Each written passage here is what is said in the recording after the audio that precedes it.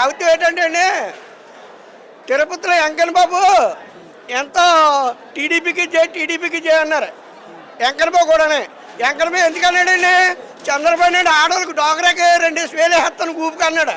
ఓ బాబా 2000 వేస్తాను, రుణమాఫీ ఒకటి చేస్తానన్నాడు అని తిరుపతిలో వెంకన్న బాబుకి 2000 వేస్తానని మొక్కుకున్నారు. ఎవరండి? ఈ మహిళలు. చంద్రబాబు నాయుడు వచ్చేస్తే డోగరా రుణమాఫీ చేస్తాడు, 2000 ఉండీలే వేస్తానంటే వెంకన్న బాబు అనుకున్నాడు.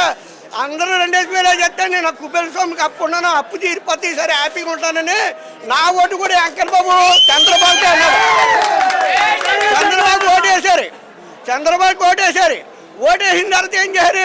అలా గడిచిపోతుంది. వెంకన్న బాబు అనుకున్నాడంట వేస్తాడంటే ఇది వేసేది లేదు, వెంకన్న బాబు అప్పు తీరేది లేదు.